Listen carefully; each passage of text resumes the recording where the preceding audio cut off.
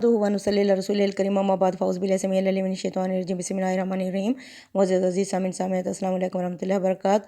آج ہم پڑھیں گے سورہ سبا کی آیت نمبر 14، لیکن پیچھے کیا تھا، تھوڑا پیچھے چلتے ہیں۔ حضرت داؤد علیہ السلام کو ہم نے پڑھا تھا کہ کس طرح انہیں بادشاہت دی گئی تھی، وہ ایک چرواہے سے کس طرح بادشاہ کے تخت پر متمکن ہوئے۔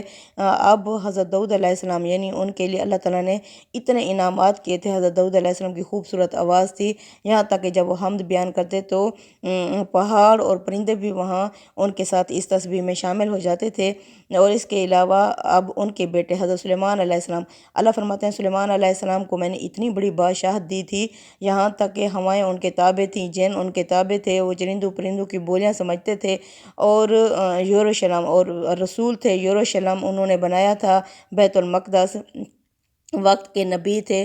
اب اللہ یہ مخاطب کون ہے؟ اللہ بتا رہے ہیں کفار قریش کو کہ کفار قریش تم لوگ اپنی چھوٹی سی سرداری کے اوپر اتنے ڈیٹھ بنے ہوئے ہو کہ وقت کے رسول کی بات نہیں سن رہے، جبکہ میں تمہیں بتاتا ہوں کہ میرے داؤد اور سلیمان علیہ السلام کیسے بادشاہ تھے۔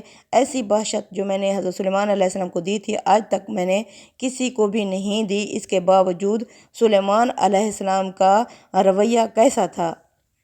جب سلیمان علیہ السلام نے ملکہ بلقیس کے تخت کو اپنے پاس رکھا ہوا دیکھا تو انہوں نے کیا کہا؟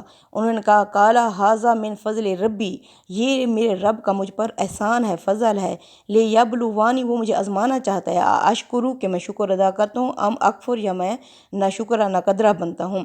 اللہ فرماتے ہیں ومن شکر فانما یشکر لنفسہ، جو بھی شکر ادا کرتا ہے اس کے شکر کا اثر خود اس کی اپنی ذات پر ہی پڑتا ہے۔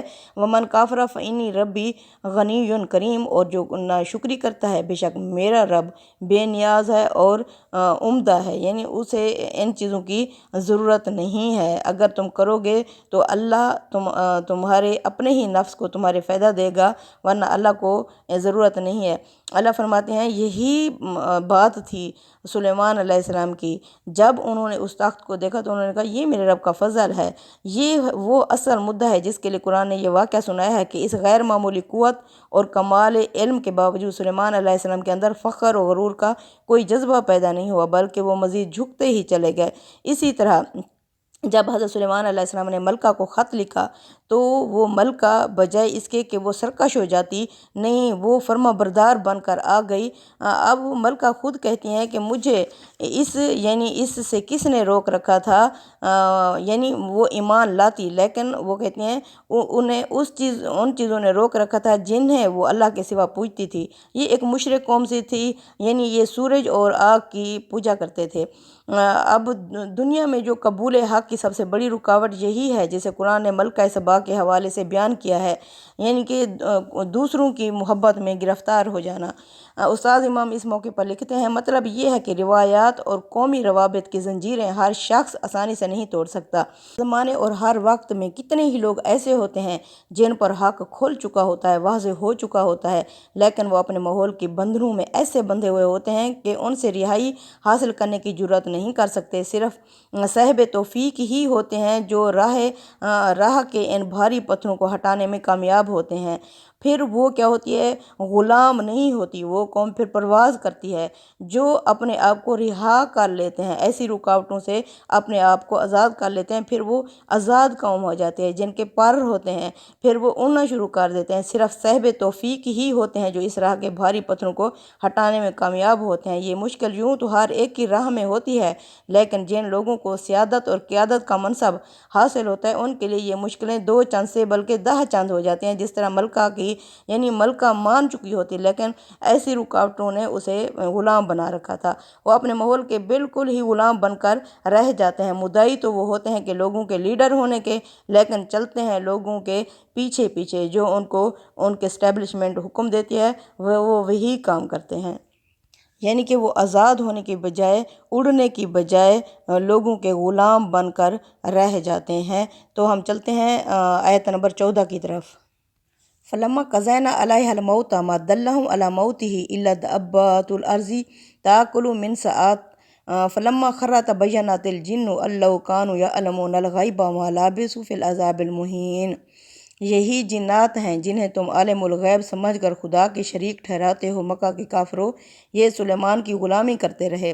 پھر جب ہم نے ان پر موت کا فیصلہ نافذ کیا تو ان کو زمین کے کیڑے ہی نے اس کی موت کا پتہ دیا جو اس کے عصا کو کھا رہا تھا۔ چنانچہ سلیمان جب گر پڑا تب جنوں کی حقیقت خود ان پر بھی کھل گئی کہ اگر وہ غیب کے جاننے والے ہوتے تو اس ذلت کے عذاب میں نہ پڑے رہتے۔ اللہ فرماتے ہیں اتنی زیادہ اس کے باوجود، یعنی انعامات اور عنایات اور اتنی بادشاہت دینے کے باوجود حضرت سلیمان علیہ السلام اپنی موت کو نہ روک سکے۔ ایک تو جب وہ یہ کہ ان کی موت کا وقت آیا تو اس وقت بیت المقدس تعمیر ہو رہا تھا، تو حضرت سلیمان علیہ السلام کو اللہ نے جب موت کا یعنی انہیں پتہ چلا کہ میری موت کا وقت قریب آ گیا ہے، جس طرح رسولوں کو پتہ چل جاتا ہوگا، تو انہوں نے کیا کیا، ایک شیشے کا کیبن تیار کروایا۔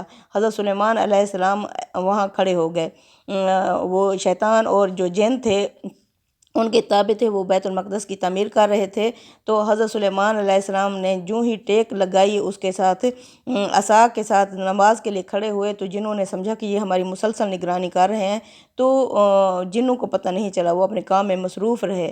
تو جب زمینی کیڑا یعنی دیمک نے ان کے عصا کو چاٹ گئی تو حضرت سلیمان علیہ السلام پھر گرے، پھر جنوں کے اوپر زہر ہوا۔ انہوں نے کہا کہ ہم غیب کا علم جانتے ہوتے تو ہم اس مصیبت میں نہ پڑے رہتے، کیونکہ وہ ان کے تابع تھے، اس لیے وہ آزادی حاصل اس طرح نہیں کر سکتے تھے۔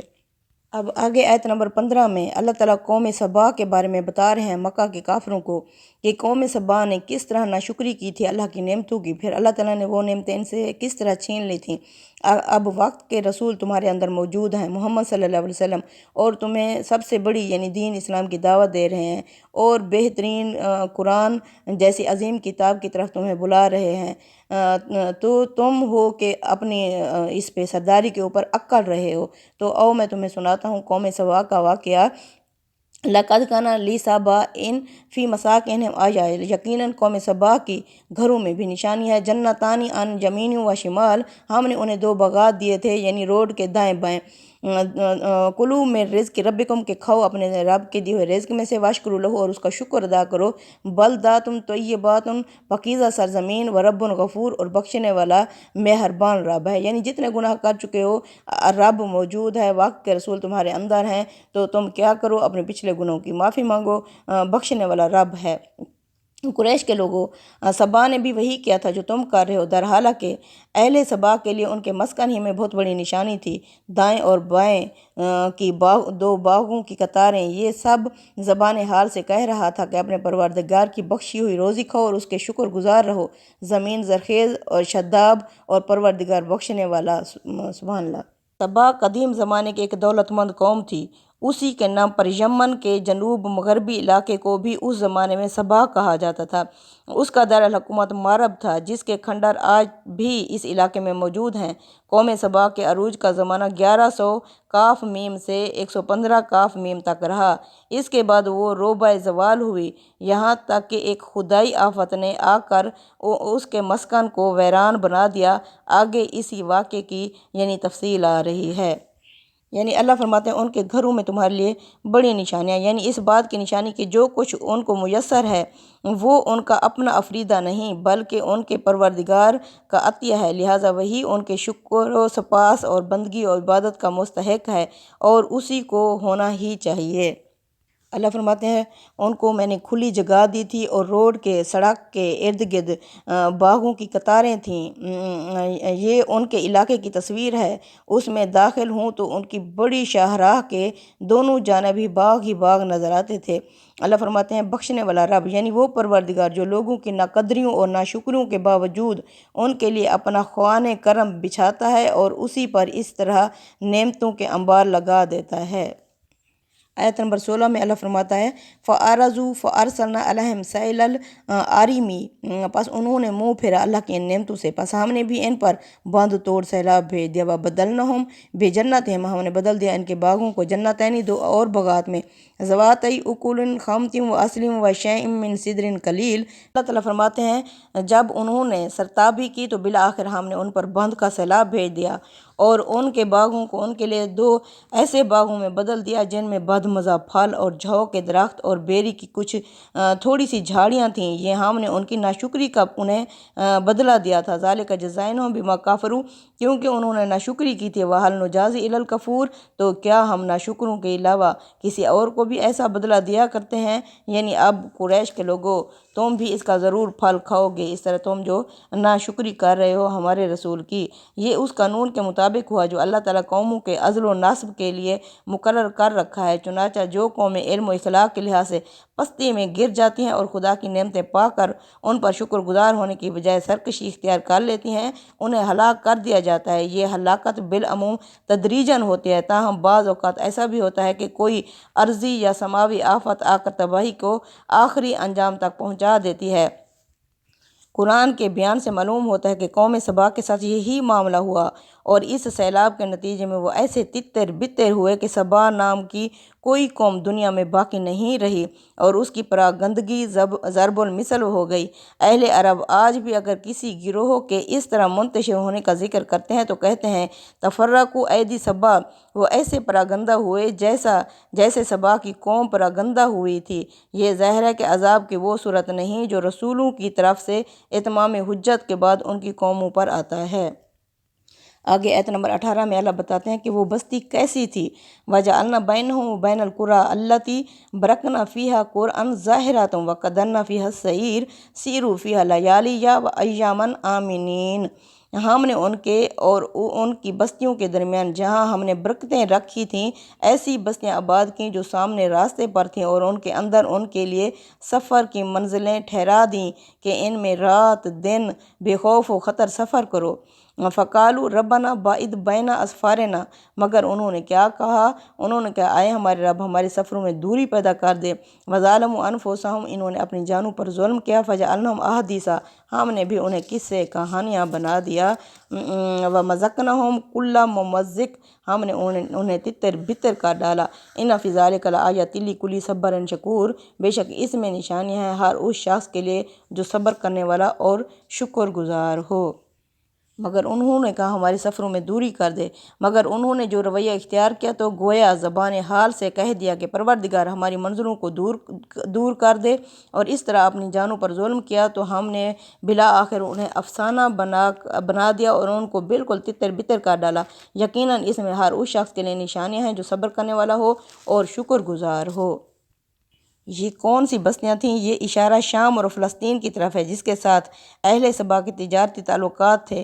ان کے لیے برکنا فیہا کی صفت آیت میں اس لیے آئی ہے کہ یہ علاقہ نہایت زرخیز تھا، یعنی گوشوں میں چھپی ہوئی نہیں تھیں بلکہ اس شاہراہ پر تھیں جہاں سے تجارتی قافلے گزرتے تھے۔ اللہ نے فرمایا امن سے چلو، یعنی ایسے مناسب فاصلوں پر واقع تھیں گویا سفر کرنے والوں کے لیے قدرت نے ٹھہرنے اور پڑاؤ کرنے کی منزلیں بنا دی تھیں۔ مطلب یہ ہے کہ اس علاقے میں سفر ایک قسم کی خوشگوار سیر بن گیا تھا۔ استاد امام کے الفاظ میں گویا قدرت نے یہ اہتمام کر کے ہر منزل پر یہ کتبہ لگا دیا کہ تمہاری خاطر یہ اہتمام ہم نے اس لیے کیا کہ تم راتوں میں اور دنوں میں بے خوف و خطر سفر کر سکو۔ اس کے بعد اتنی بات حذف ہے کہ اور اپنے رب کا شکر ادا کرو۔ اس کو حذف کرنے کی وجہ یہ ہے کہ یہ ہر نعمت کا فطری تقاضا ہے کہ اس کو لفظوں میں بیان کرنے کی ضرورت نہیں ہوتی۔ اس سے یہ بات واضح ہے کہ انسان جو کچھ اپنے علم و عقل سے کرتا ہے وہ بھی در حقیقت خدا ہی کی عنایت ہوتی ہے، لیکن اپنی بے بصیرتی کے باعث اس کو اپنی سعی اور تدبیر کا کرشمہ سمجھنے لگتا ہے کہ یہ میری کوششوں کا پھل ہے جو مجھے ملا ہے۔ اس لیے اللہ نے پھر انہیں قصے کہانیاں بنا دیا، یعنی اس سیرگاہ کو ویرانی میں بدل دے۔ انہوں نے کہا، استاد امام لکھتے ہیں یہ ان کے زبان کال کی نہیں بلکہ زبان حال کی تعبیر ہے کہ انہوں نے یہ اپنی یہ خوشحالی چھوڑ کر جو رویہ اختیار کیا اسے یہ ظاہر کر دیا کہ وہ ان آسائشوں کے حقدار نہیں بلکہ اس کے باعث سزاوار ہیں کہ ان کی بستیاں ویران ہو جائیں، ان کی منزلیں کٹھن ہو جائیں اور ان کی یہ ساری خوشحالیاں ان سے چھین لی جائیں۔ زبان حال کی تعبیرات کا حوالہ دینے کی ضرورت نہیں، اس کی بہت ساری مثالیں پیچھے گزر چکی ہیں، اور یہ حقیقت بھی ہم واضح کر چکے ہیں کہ اصل شہادت زبان حال ہی کی ہوتی ہے نہ کہ زبان قول کی۔ یہود کا قول سمینا و عصینا بھی ان کے حال ہی کی تعبیر ہے۔ یعنی اللہ تعالیٰ فرماتے ہیں ہم نے انہیں صفحہ ہستی سے ہی مٹا دیا، ایک قصہ کہانیاں بنا دیا۔ چنانچہ تاریخ بتاتی ہے کہ غسانیوں نے اردن اور شام کا رخ کیا۔ اوس اور خزرج مدینے کے یعنی یثرب کو اپنا مسکن انہوں نے بنا لیا۔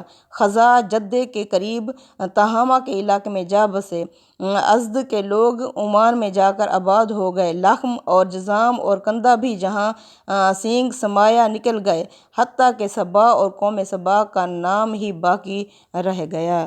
اس میں نشانیاں ہر صابر اور شاکر کے لیے، یعنی اس بات کی نشانیاں کہ ہر نعمت در حقیقت خدا کا فضل اور اس کی عنایت ہے۔ اس کا لازمی تقاضا یہ ہے کہ خدا کا شکر ادا کیا جائے، اس لیے کہ یہ سب کچھ اس نے امتحان کے لیے دیا ہے، تاکہ وہ دیکھے کہ اس کے بندے ان نعمتوں کو پا کر شکر گزار ہوتے ہیں یا ناشکری اختیار کر لیتے ہیں۔ اور اس امتحان کا نتیجہ بھی ایک دن لازماً نکلنا ہے، قوموں کے لیے اسی دنیا میں اور افراد کے لیے قیامت میں، جب ہر شخص کو جزا و سزا کے لیے اٹھایا جائے گا۔ استاد امام امین احسن اصلاحی نے اس سرگزشت کے ایک دوسرے پہلو کی طرف بھی توجہ دلائی ہے۔ وہ لکھتے ہیں، غور کیجئے تو معلوم ہوگا کہ اہل سبا کی یہ جو واقعہ ہے یہاں 2 مرتبہ دہرائی گئی ہے، اور دونوں مرتبہ ان کے عبرت انگیز انجام کی طرف توجہ دلائی گئی ہے۔ پہلے ان کے علاقے کی زرخیزی اور شادابی کے ذکر کر کے، بعد میں ان کی ناشکری اور اس کے انجام کی طرف اشارہ فرمایا، پھر ان کی تجارتی اور تمدنی ترقیوں کے ذکر کر کے بعد میں ان کے کفران نعمت کے نتیجے میں ان کے انتشار کی طرف۔ یہ اسلوب بیان اس لیے اختیار کیا گیا ہے کہ اصل مقصود جس کے لیے یہ قصہ یہ واقعہ سنایا جا رہا ہے نگاہوں سے اوجھل نہ ہونے پائے۔ قرآن میں اس اسلوب بیان کی متعدد نہایت بلیغ مثالیں موجود ہیں۔ مکہ کے لوگوں کو خوشحالی تھی، لوگ حج کرنے کے لیے آ رہے تھے، سارا کچھ، اب وقت کے رسول موجود تھے، قرآن نازل ہو رہا تھا، لیکن وہ اس کی ناشکری کر رہے تھے۔ اب اللہ بتا رہے ہیں کہ وہ کس طرح تتر بتر ہو گئے تھے۔ اس میں سبق ہے، اس میں مثالیں ہیں اگر سمجھو تو۔ اب آگے آیت نمبر 20 میں ہے، وَلَقَدْ صَدَّقَ عَلَيْهِمْ إِبْلِيسُ ظَنَّهُ فَاتَّبَعُوهُ إِلَّا فَرِيقٌ مِّنَ الْمُؤْمِنِينَ۔ یقیناً ابلیس نے ان کے بارے میں اپنا گمان سچ پایا، پس سب شیطان کے پیچھے لگ پڑے، سوائے مومنوں کی ایک جماعت کے علاوہ باقی سارے اس کے کہنے میں آ گئے۔ وَمَا كَانَ لَهُ عَلَيْهِم مِّن سُلْطَانٍ، حالانکہ شیطان کا ان کے اوپر کوئی زور اور غلبہ نہیں تھا۔ إِلَّا لِنَعْلَمَ، یہ آزمائش ہم نے اس لیے کی تاکہ ہم جانیں، مَن يُؤْمِنُ بِالْآخِرَةِ، کون ہے جو ایمان رکھتا ہے آخرت پر، مِمَّنْ هُوَ مِنْهَا فِي شَكٍّ، کون ہے جو اس کے بارے میں شک میں پڑا ہوا ہے، وَرَبُّكَ عَلَىٰ كُلِّ شَيْءٍ حَفِيظٌ، اور یہ کہ محمد صلی اللہ علیہ وسلم آپ کا رب ہر چیز پر محافظ ہے۔ ابلیس نے کس طرح اپنا گمان سچ پایا؟ یہ ابلیس کے اس گمان کی طرف اشارہ ہے جس کا اظہار اس نے آدم علیہ السلام کو سجدہ کرنے سے انکار کر دینے کے بعد کیا تھا، جو کہ سورہ اعراف میں ہے کہ اللہ میں ان کے سیدھے راستے پر بیٹھ جاؤں گا، میں دائیں آؤں گا، بائیں آؤں گا، آگے سے آؤں گا، پیچھے سے وار کروں گا، میں انہیں جنت میں نہیں آنے دوں گا۔ سیدھا راستہ یعنی دل کے اوپر وار کروں گا، بیٹھ جاؤں گا، پھر میں انہیں مستقبل سے ڈراؤں گا، آگے سے آؤں گا، اور پیچھے ماضی کے پچھتاوے دلاؤں گا، دائیں ہاتھ سے ہر خیر سے انہیں روک دوں گا، اور بائیں طرف سے انہیں ہر برائی کے کام کرواؤں گا، میں انہیں جنت میں نہیں آنے دوں گا۔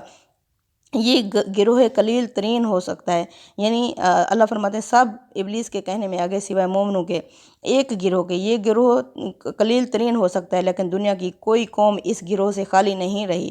اس کا مشاہدہ رفتہ و حاضر کی ہر قوم کے حالات میں کیا جا سکتا ہے، اس کے لیے کسی تاریخی حوالے کی بھی ضرورت نہیں ہے۔ قوموں پر زوال آ جائے تو اس کے نتیجے میں اس گروہ کو بھی بھگتنے پڑتے ہیں یہ سارے مراحل۔ قرآن نے اسی کے متعلق فرمایا کہ ڈرو بچو اس فتنے سے جو صرف تم میں سے ظالموں کو نہیں پہنچے گا بلکہ اس کی لپیٹ میں پھر سب آ جائیں گے۔ اللہ فرماتے ہیں محمد صلی اللہ علیہ وسلم تیرا پروردگار ہر چیز پر نگران ہے، یعنی ابلیس کو مہلت دے کر خدا نے دنیا اس کے حوالے نہیں کر دی بلکہ وہ ہر چیز کی نگرانی کر رہا ہے۔ چنانچہ نہ ابلیس کو اجازت دیتا ہے کہ وہ اپنے حدود سے تجاوز کرے اور نہ انسان کو اپنی مدد سے محروم رکھ سکتا ہے۔ اگر وہ صحیح رویہ اختیار کرے تو اللہ اس کی ضرور مدد کرتا ہے۔